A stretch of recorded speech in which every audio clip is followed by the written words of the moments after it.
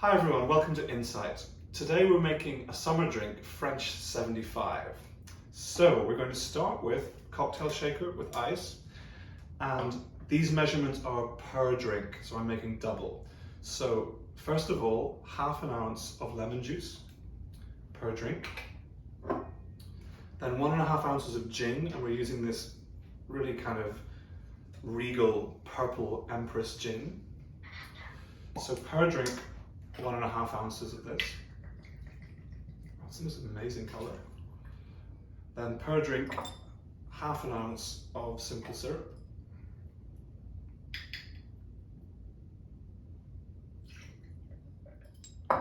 Two dashes of these very exclusive looking orange bitters. They're very good. Per drink. 1, 2, 3, 4. And then we're going to shake that thoroughly. Yes. And strain into coops. Oh, it's kind of a nice rose colour, purple. And then to top it off, we're going to fill it up with champagne. Actually, it's a Cremant, but close enough. French sparkling. Great. And of course, this was Tony's idea because this week is the gala and all the music is French. Looks great.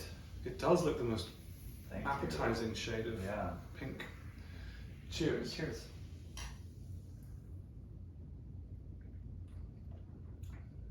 Oh yeah, that'll do. It's really nice. Yeah.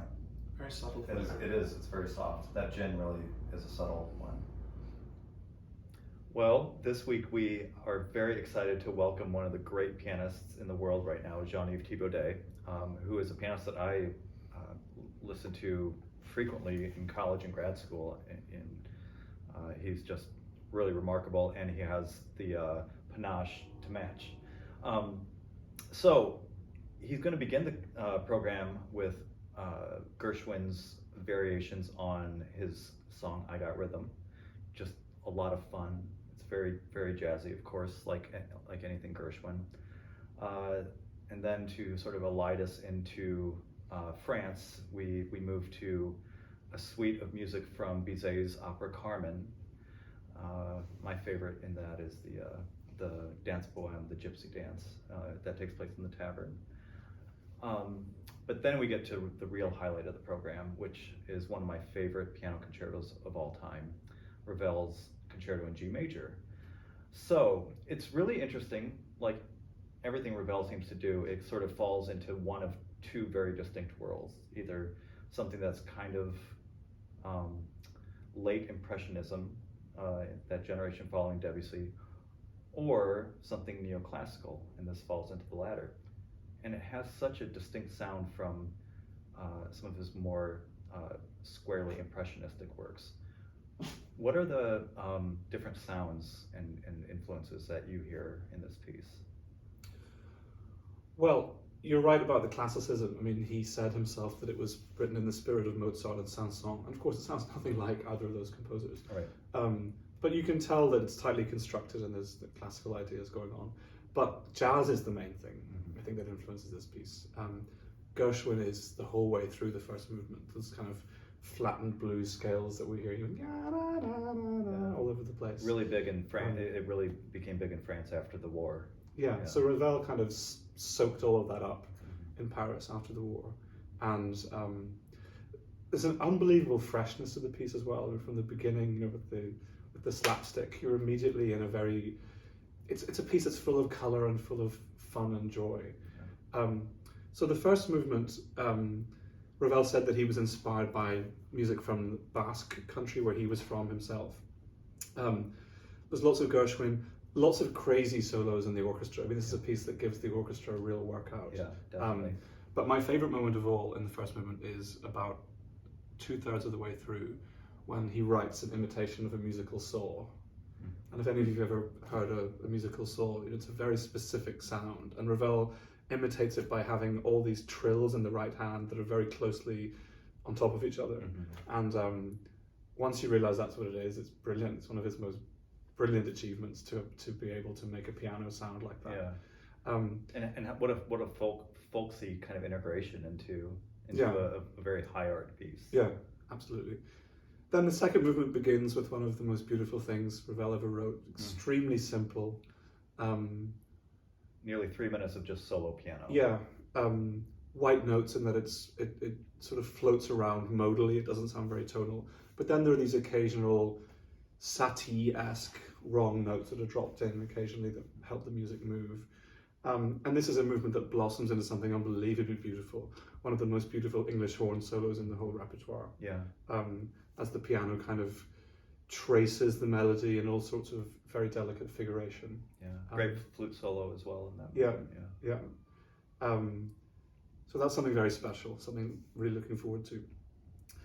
And then the last movement is kind of this wild cascade of sound, and it's really pushing everyone to the limit of what's possible. I mean, the bassoon solos in the last movement are one of those famous things that bassoon players practice forever and ever and ever. Yeah. And the last movement, it's framed the same music opens and ends the piece. So it's very interesting. It's funny, Ravel wrote this piece hoping that it would be a vehicle for himself, because so this is late 20s, early 30s, 1929 to 1931. Ravel was already experiencing some mental problems that were reducing his facility. He was a composer with unbelievable technical facility. There's nobody better than Ravel in terms of understanding the orchestration. Like, for example, in Debussy, somebody else we think of as being wonderful with the orchestra. In Debussy, sometimes there are problems and you have to figure things out. But Ravel never, ever, ever gets anything wrong. His understanding of the orchestra is just completely solid and brilliant. So at this point in his life, he wanted to have a vehicle that he could make some money by playing his own music.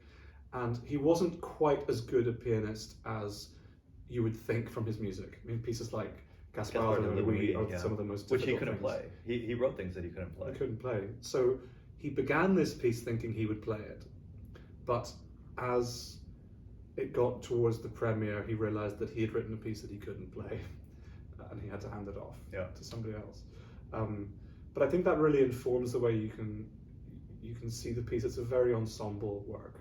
And it's the perfect piece for Jean-Yves to play with us, because it's one of his many party pieces. We met years ago in Minneapolis when he was giving the world premiere of one of James Macmillan's piano concertos. And it was a very intense week, and I was assistant conductor at that point. And we got to know each other during that week. And then also he performed a lot with the LA Phil, and he lives in Los Angeles, in Los Feliz. So got to see him a lot during that period as well. But I've never actually performed with him. So this is something really nice that I'm looking forward to a great deal. Yeah, something I love about him, he of course has all the facility necessary to play all these amazing concertos that he plays. That's never in question, but he has such a sort of tender ability to incorporate tenderness without it sounding trite, I guess. And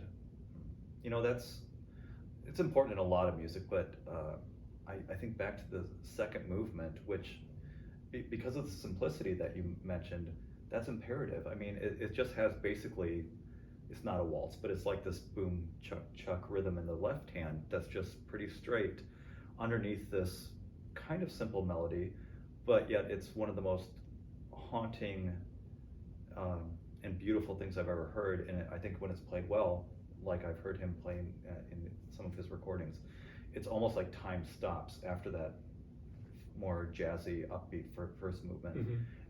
And when it's played really well, you actually forget that there isn't an orchestra playing, which is weird for 3 straight minutes in a concerto.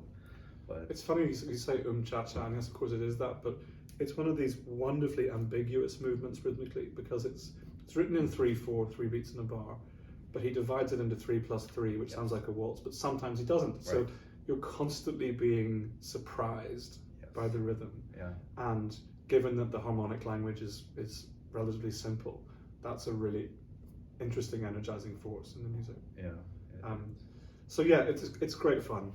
It's going to be a very exciting week. And I'm just so happy that we can actually have a gala despite everything. So do tune in to Friday night Saturday night, the concert itself is not being streamed, but Friday night, which is the virtual gala, is, and you can take part in all sorts of auctions and demonstrations of various things and introductions from different people. So that might be a nice way to spend Friday night if you have some time on your hands. Absolutely, and you can find info on that on our website, as well as tickets for Saturday evening's in-person performance. So really looking forward to a great week and some great French music with a little bit of Gershwin. Yep. So Cheers. Cheers.